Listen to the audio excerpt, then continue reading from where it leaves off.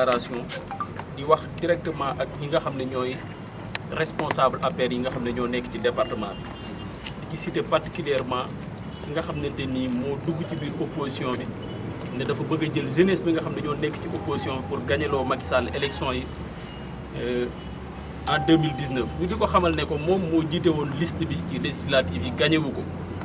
te ñi ko pertloo woon liste bi ci législative yi ñoo fi nekk comme moom ni mu ñàkkee législative yi na xam ne li ko ñàkkloo rek ci législative moo koy ñàkkloo ci présidentielle yi te xamal tamit jeunesse bi nga xam ne ñoom ñoo bàyyi opposition bi dem ci pouvoir bi ñoom seen intérêt personnel moo leen fa yóbbu waaye intérêt département bi yóbbuwu leen fa te xam nañ ne kenn topp leen ñoom dañu dem ak seen carte bopp donc nañu xam ne ñoom mënuñu servir dara APR te ñi nga xam ne tamit ñooy leader départemental yi fi nekk nañu xam ne askan bi mënuñu ànd ak ñoom lan moo tax askan bi mënuñu ànd ak ñoom régime bii fi nekk dafa fàtte département bi ndax li mu fi war a def defu ko fi bu fekkee ne nag dafay jël ay nit di leen jox xaalis loolu seen poste lañ koy def département bi gisuñu ci seen bopp. ndax li leen servir yéen taxu leen ngeen mbàjj mu dem fenn servir dara Macky Sall. non ñun dañu àndoon ak ñoom ak conviction parce que ñoom dañ ñëwoon ci opposition bi lañ bokk réew mi moo leen tax a jóg loolu la ñuy xeex kon bu ñu bàyyee li ñu doon xeex dem kon seen intérêt personnel moo leen yóbbu. serviruñu woon opposition bi lu bëri. bi ñu bàyyee opposition bi tamit du ci feeñ parce que yóbbaale wuñ kenn ba ñuy def seen point de presse yi ña fa nekk ñëpp ay nit APR lañ mais gisuñu kenn ku jóge ci opposition bi dem ànd ak ñoom comme ñoom mënuñu servir dara APR. ñun nag pare nañu département bi dinañu kan ñi nga xam ne ñoo fi dëkk nañu xam ne ñi nga xam ne ñooy dem naan leen votel leen Macky Sall buñ leen déglu parce que nit boo koy wateel day fekk mu amal la njariñ Macky Sall ñun département de Mbacké bi mu toogee assainissement la ñu dig assainissement bi foo dem ci dëkk bi ma ngi taa liñ la njëkk a dig nag bu parewul luñ lay digaat nga ci yaakaar mandat bi jeex na 5 mois moo ci des liñ fi diggee defu ci dara hôpital bi ma ngi nële ñun xamuñu sengee fa tegoon naaw donc ñun nan la ñuy jóge di ànd ak moom Cheikh Abdou bu fekkee dëkk bi moo ko ñor ak leader yi fi nekk ñoom Padi Diakhaté ak ñoom ñëpp dañu waroon jiima kaasal askan bi ay réalisation mais tey jii quartier périphérie bi Touba lëndëm gi sonal na leen poste de santé yi manqué na fa ak yu bëree bëri état bi dafa fàtte département bi commune yi noonu la mel donc ñun département de Mbacké lépp loo xam ne teg nañ ko muy politique dinañ ko lalli parce que lalli politique APR ci Benno Bokk Yaakaar di département bi yomb na ndax seeni réalisation dañ ci fàtte département de Mbacké seen jeunesse bi fi nekk nag ñoom ay chasseurs de prime lañ ñi fi nekk ñëpp ay transhumants de leader lañ koo fi gis bu jógee tey ci bii leader ëllëg ma ngi ci beneen leader. tey jii ñi nekkoon ci Cissé Lo di ko jëlal ay dàllam ñoo daw tafu ji ci Cheikh Abdou Bali ñoo jóge bërki démb ci Pathé Dia kon jeunesse boobu mënuñu yóbbu kenn fenn leader yi fi nekk tamit chaque jour ñu ngi gis guerre de positionnement bi ku nekk yaa ngi jël ay xeer di ko sànni sa morom ñun nag askan bi dëkk Touba ñoo tax ñuy xeex ndax opposition bi ku ci bokk da nga xam ne Touba dafa am ay manquement te manquement yi lenn rek mooy solution bi état bii fi nekk jóg fi su fi jógee mën nañ am condition yu gën ndax gis nañ ne avant état bi ñi fi jaaroon ñoo gën donc jàpp nañ ne bu fi état bi jógaatee Touba département de Mbacké mën na gis boppam ci réew mi ndax tamit département de Mbacké ay Sénégalais ñoo fi dëkk di fay seeni droit am lu réew mi warloog ñoom mais dañuy ñëw rek di leen nax politiquement ak di indi xaalis di ko ger ay nit ñu koy lekk askan bi di nekk ci ay coono loolu nag lañ ne jeex na ci département bi kuy transhumé kuy nekk fii di incarner leader ñu lay jox xaalis nga koy lekk bu voté jotee du kenn du ànd ak yow opposition bi li ñu bëgg mooy Macky Sall mii nga xam ne moo la ñu dénk suñu réew ñi mu àndal nekk ci département bi di pàccoo ay xaalis ku nekk di fëgg sa dënd naan man la ni ñu leen defoon ci législative rek lañ leen di def ak kuñ mën a jënd ak kuñ mën a àndal kenn du la ci fekk. ñu gis bërki démb seen bàcc soog bi ngeen di xeex parrainage man nag yéen bërki démb mu def déclaration ne yéen ay toppekat ngeen ana lu ngeen di àddu ci loolu. maa ngi jégalu du ñuy bëgg sax di tudd turu kenn mais dinañ ko tudd parce que tax ñu koy tudd bàcc soog dañu nekkoon ak moom ci opposition bi moom lim ñu doon gëmloo mooy dafa gëm département bi. ñu jàpp ne bàcc soog loolu la gëm parce que li mu doon wax toujours mooy daf doon dénoncer manquement yi nekk ci département bi mais bu xëyee kon bàyyi loolu dem ci ñi mu doon xas démb ànd ak ñoom lan moo ko waral kon dafa am lu Cheikh Abdou mi nga xam ne moo ko jël dafa bëgg lu mu neexale Macky Sall pour tur bi ñu amoon ci législative ñu sakk ko mais mënuñu ko sakk ndax bàcc soog moom mi dem ku nekk xam na ne bàcc soog la fa mu dem gëmu ko parce que xaalis moo ko fa yóbbu mais gëmul fa mu dem bàcc soog gëmul fa mu dem te mun leen a jariñ lu bëri parce que boppam rek la fa yóbbu. voilà hélas moom mu jàppoon ne moom mooy seen cerveau yéen ay ragal ngeen presse bi rek ngeen di topp ak salon bi di wax lan ngay tontu ci accusation yi. non bàcc soog mosul nekk locomotive bu jeunesse bi ndax bàcc soog ma ngi nekkoon PDS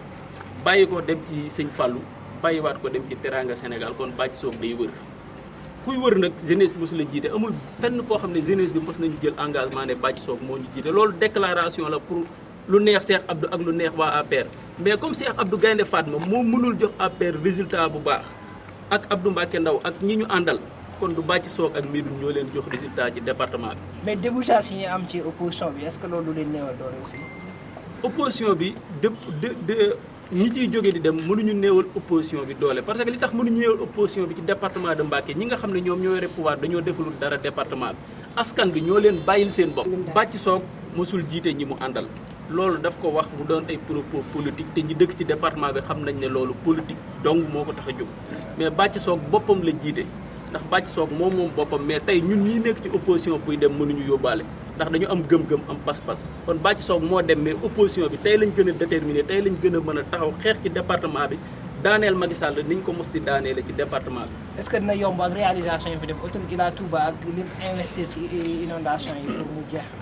inondation yi ñun dañu ne quartier périphérique yi dëkk Touba gisuñu ko parce que 30 yi nekk Touba foo ci dem taataa yi ñoo la sonal. autoroute bi moom du ñu ne baaxul mais autoroute bi dafa am ay priorités yu ko gënoon a nekk farata ci dëkk bi ñu bàyyi ko dem ci autoroute bi. Je suis Anta Gueye, membre des jeunes de l'opposition du département de Mbacké et de Touba. Nous sommes ici réunis pour déplorer ce que le pouvoir, c'est-à-dire le régime de Macky Sall est en train de faire dans ce département. Parce qu'on a noté ici des manquements et des insuffisances au niveau du bilan de Macky Sall. Parce que primo, nous allons d'abord vous parler du problème de l'insalubrité ici au niveau du département de Mbacké. Vous notez que le département est trop sale. On a noté aussi un problème d'éclairage. Ici, vous voyez que dans les villages périphériques et ici au sein de la ville, on a noté que la ville est trop sombre. On a aussi noté le manque d'emploi, c'est-à-dire que le taux de chômage est trop élevé au niveau de ce département. Donc, un régime qui a un bilan négatif, comment, avec tous ces insuffisances et ces manquements, le pouvoir peut gagner le département de Mbacké? Et si on note la jeunesse, c'est-à-dire l'historique, depuis le référendum jusqu'à maintenant, on a noté que le pouvoir n'a jamais gagné le département de Mbacké. Le référendum, c'est le non qui l'a emporté. Au niveau des législatifs aussi, au niveau du département de Mbacké, c'est l'opposition qui a gagné ici. Et Inch'Allah, au niveau des élections présidentielles, nous sommes conscients que c'est l'opposition qui va gagner ici dans le département de Mbacké. Parce que nous sommes une opposition qui est solide, soudée, avec des hommes engagés, avec beaucoup de convictions et qui ont de la détermination. Les hommes, comme vous l'avez tantôt dit, comme les Bathie Sock et les Cheikh Abdou n'ont jamais gagné le département, comme je l'ai dit tantôt. N'ont jamais gagné le département et nous, on a un plan d'action, c'est-à-dire actuellement nous sommes en train de faire des mouvements dans ce département pour faire face à ces jeunes qui disent qu'ils peuvent gagner, qui disent que autant pour moi, ils peuvent gagner le département. Voilà. Vu les réalisations faites par le régime en place, est-ce que ça sera faisable? Ici, je pense qu'on n'a pas de réalisation dans ce département. Le pouvoir n'a rien réalisé ici. L'autoroute Ila Touba, c'est du régime du PDS qu'on a commencé. Étant donné, on a dit que l'État est une continuité. Là, on a dit ce qu'on vient passer. On est tous d'accord. Mais une autoroute Ila Touba ne peut pas gagner le département de Mbacké. Comme mon frère qui l'a dit tantôt, il a dit qu'il y a des priorités qui sont dans ce département. Ici, on n'a pas besoin de l'autoroute Ila Touba. On a nos réalités et Macky Sall n'a jamais considéré le département de Mbacké. Et personne ne me dira que Macky Sall, le président Macky Sall ou bien le Benno Bokk Yakaar a fait quelque chose dans ce département. Ce département est le département le plus mis en rate dans le pays. Voilà. De plus, on en croire Bathie Sock qui a relié la mouvance présidentielle. Et dans ses propos, il a dit que vous êtes des poltrons. Il était le tête de file de l'opposition. Que répondez-vous? Le seul poltron, c'est Bathie Sock.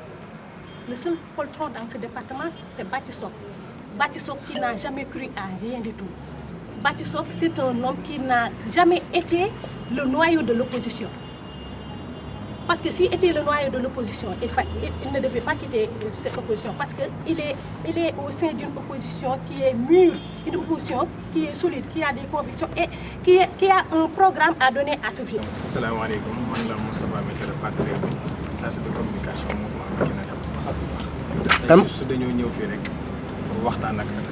population Mbacké ak département Mbacké biir commune bu Touba li ñuy wax nag dafa jëm ci loo xam ne dafa ñeel dëkk bi comme ñun day ay ndaw la yoo xam ne dañuy politique te nekk ci dëkk bi suñu diggante ak régime bi fi nekk muy ak au pouvoir te ñun ñu féete ci opposition bi dafa am loo xam ne population bi lañ ko soxla te ñun xëy na bu ñu amee occasion bu ndaw rek boo xam ne suñu kàddu dana jëm ci kaw ñu mën leen koo xeexal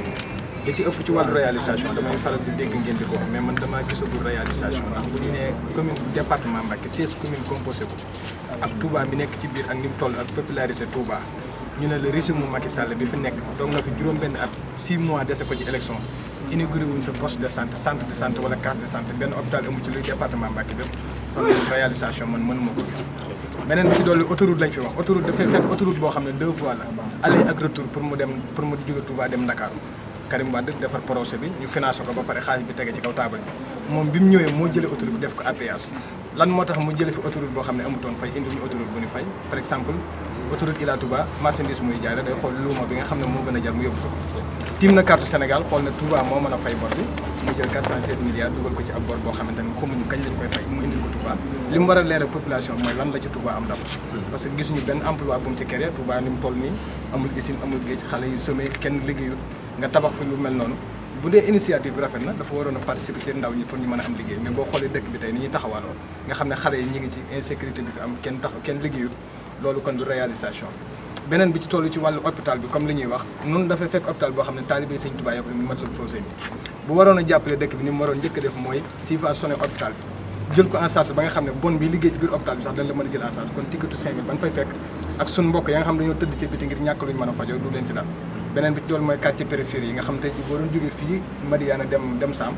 boo fayul 3000 da ngay mel ne kuy voyage bu sori te doo jaar ci kaw tey doo jaar ci kaw brana amuñu courant amuñu ndox amuñu dara beneen bi ci toll mooy suñu diggante commune bi nga xam ne responsable APR ñoo ko géré kon dama naan ba tey APR moo yore commune Touba rek Abdoulaye Ka mi maire Touba responsable APR parce que seen sonu daar mi nag moo ko jiite woon premier adjoint au maire sëñ Sidi Ahmed Mbacké kooku responsable APR la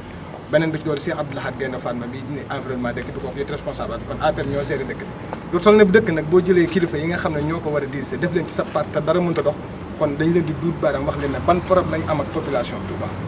loolu question bu ñu leen di posé di leen ko laaj lan moo tax mënuñoo defal Touba ba pare dëkk ci dëkk bi di leen nax waxtu bu ñu demee ba réélection jub ñu wàcc ci biir dëkk bi di leen këftuwaan jàpp ne dëkk bi ay pitax lañ yoo xam ne da nga yore sa skemb rek wis leen ko ñu daw engagé ko bu jàllee jàll na loolu nit ñi ñoo ci tayal loolu tax jeunesse bi nga xamante ne ci opposition bi lañ féete muy Karim Sy ak Teranga Sénégal ak réew mi fépp fu nit bokk ñun tout suuf Macky lañ wax moo waral ñu daje nii tey pour wax ne nangootuñoo may benn responsable APR ak foo mën a bokk kii ko suwaa nag ak koo mën a doon nga wàcc ci dëkk bi di nax population bi kooku mayatuñ ko kenn moom faaw ñu wàcc ñoom nag yee leen wax leen lii ñu nar mooy lan ngeen di def ak ñoom ni ñuy def ak ñoom mooy wax leen xeetu nar yi ñuy wax ak ñoom parce que nit ki nag day bëgg ko koy wax dëgg bu fekkante ne ñoom dañu indi seen i financement indi seen affaire yooyu ngir bële fi nit ñi ak bëgg récupérer seen pièce d'identité ak càcc gi nar ci élection yi ñu jot si loolu fokk nag ñu wutu leen ci population bi ngir mën leen a orienter leeral leen nii lan mooy dëgg-dëgg seen programme. yéen ban taxawaay ngeen ci taxaw. wax ngeen léegi ci wàllu inondation bi Touba 25 pistes yoo xam ne yëpp dañuy inondé yéen jaaroon ngeen ko tëral leen ko te ñoom gis nañu fi ne génn nañ 7 kilomètres yoo xam dañu génn def benn canalisation bu ñu fasee nekk ñoom yéen foofu seen taxawaay. waaw xam nga da nga wax ngeen ko léegi ci biir wax. waaw xam nga yéen jaaroon ngeen te réglé wuñ da nga wax ne ñun dañ fay jaaroon te réglé wuñ situation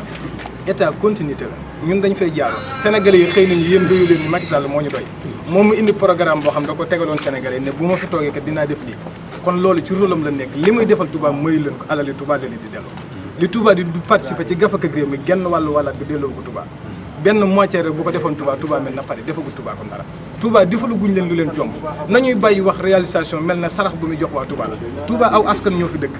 di participer ni ci dëkk bi yëpp def ni muy defaree waa Linguère ak Fatick ak Matam noonu la war a jàpp Touba te li nekk Touba nekkul Fatick nekkul Matam. waaw ndax yéen ngi xeex statut Touba bi comme wax nga ko Touba am cëram li mu war a am ci Sénégal. waaw parce que gis nañu mairie Touba bi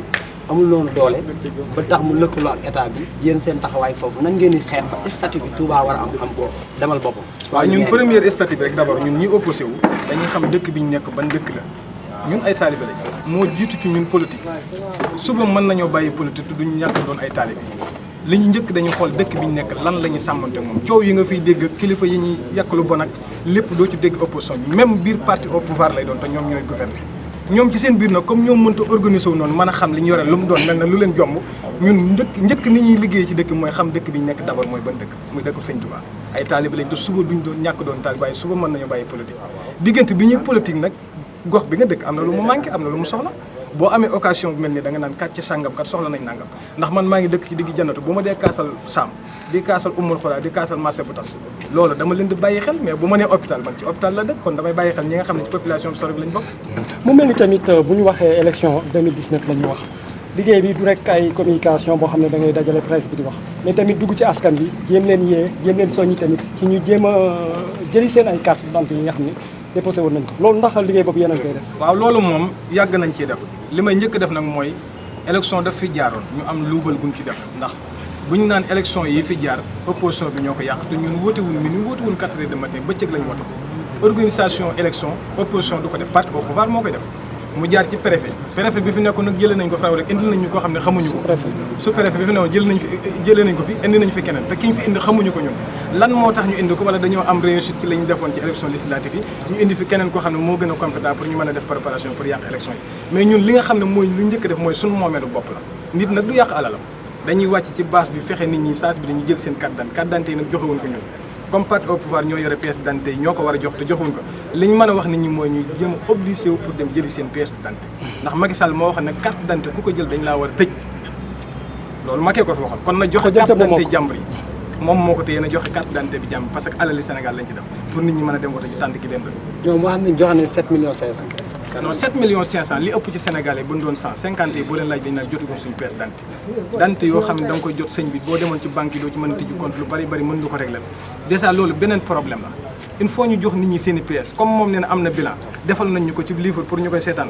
jàngal nañ ko apéris yi ñu defal leen ko ci ay carnet fu ne ñu bind leen ñu di ko lire nañu jox suñu pièce d'identité bàyyi ñoom li daal mais ci lan ngeen woo askan wi. askan wi li ma leen di woo mooy ñu xulli seen i bët ñu xippi seen i bët te xool parce que fi ñu jëm ci ay élections ñiy naxe dañoo bari surtout parti au pouvoir juróom benn at jàpp juróom benn weer ku la ci defalul dara mën laa defal dara barki démb rek lañ jaar ci dëkk bi ak dëkk bi ni mu toll yërmande ji fi am ni Sëñ Tuubaa def